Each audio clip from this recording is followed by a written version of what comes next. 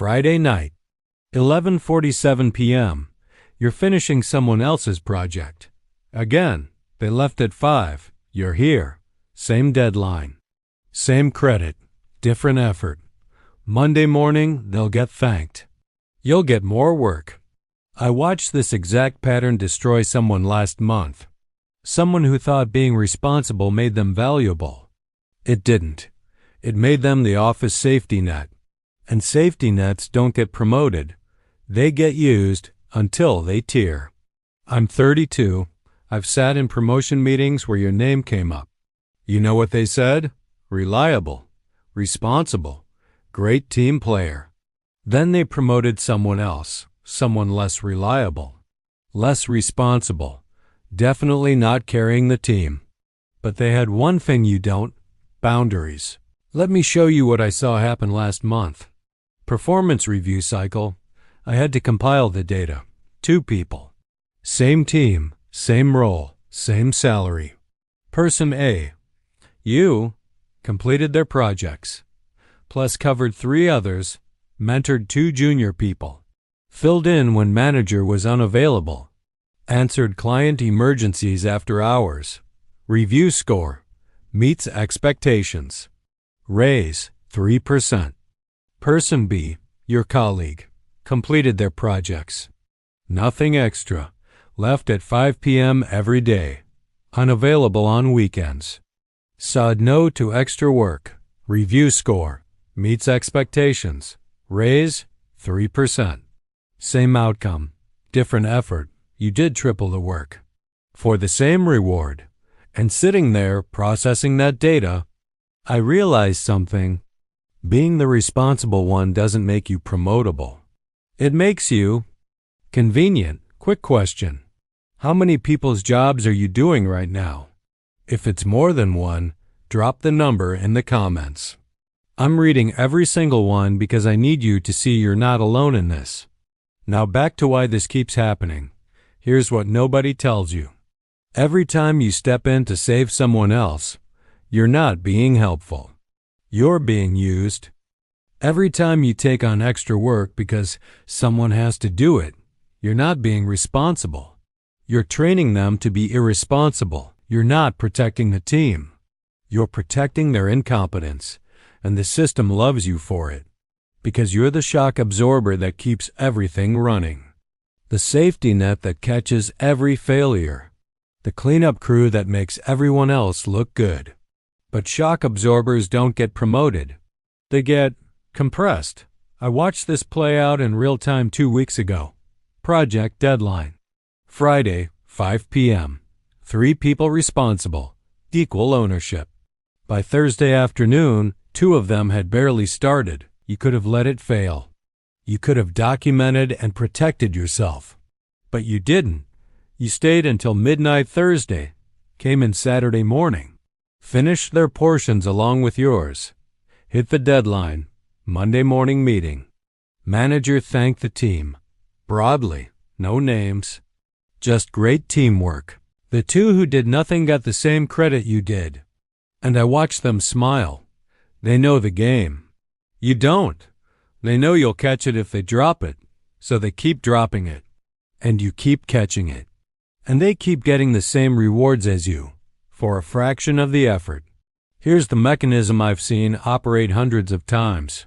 Someone on your team is struggling. Could be incompetence. Could be laziness. Doesn't matter.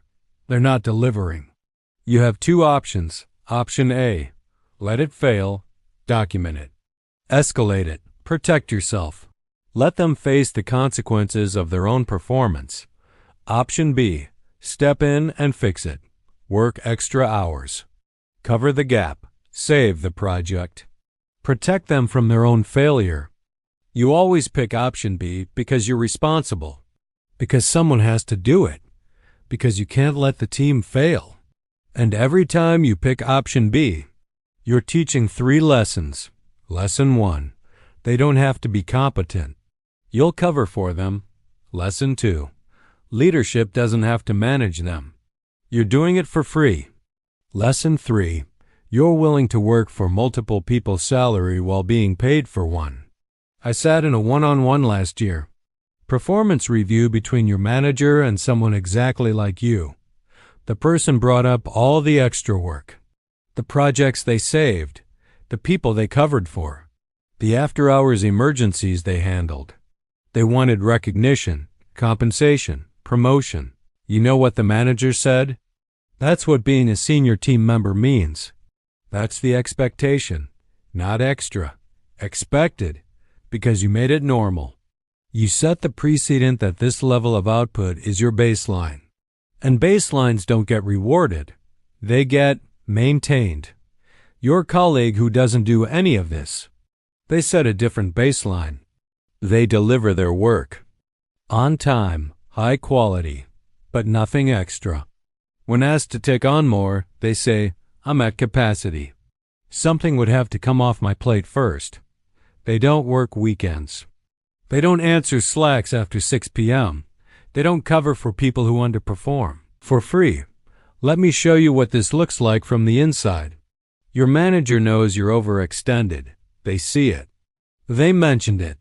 They're stretched pretty thin right now. Then someone asked, should we redistribute some of their work? And your manager said, let's wait and see. They've been handling it so far. Handling it, not thriving. Not being set up for growth. Handling it. You're being managed to maximum capacity, not maximum potential. And the difference is permanent. Here's what you don't see while you're busy being responsible. The people you're covering for? They're building other skills. They leave at 5 p.m. and take courses. They work on side projects. They network. They're not exhausted because they're not doing your job and theirs. They're strategic. While you're tactical, and strategic gets promoted, tactical gets more tactics. I'm 32. I almost became you. At 28, I was the responsible one on my team. The person who caught everything.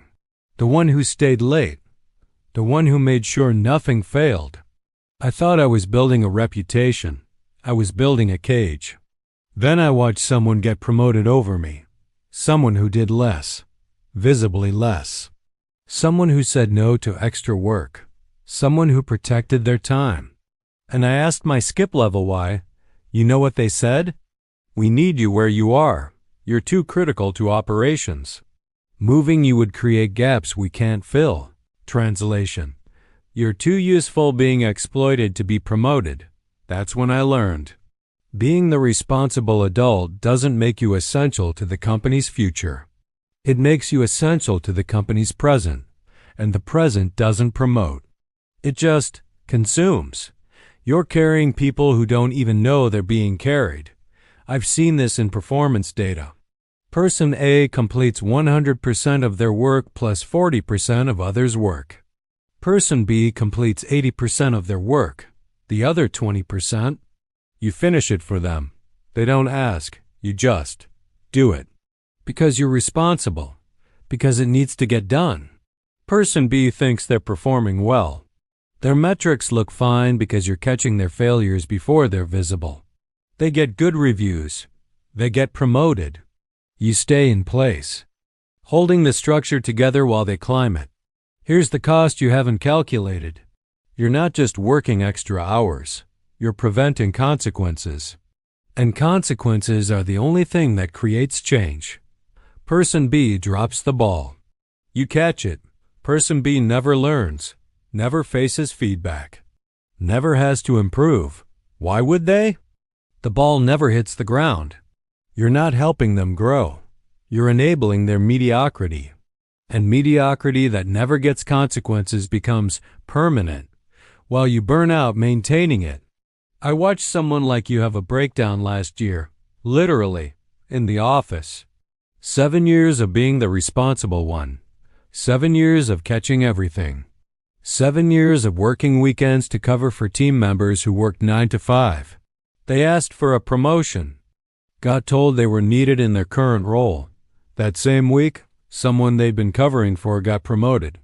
They quit 2 days later. No backup plan. No other job lined up. Just broke and sitting there watching them clear their desk. I thought about everyone I'd seen follow that exact pattern. The most responsible people hit their breaking point violently because they absorb and absorb and absorb until the structure they're holding up collapses on them. You think you're being a team player.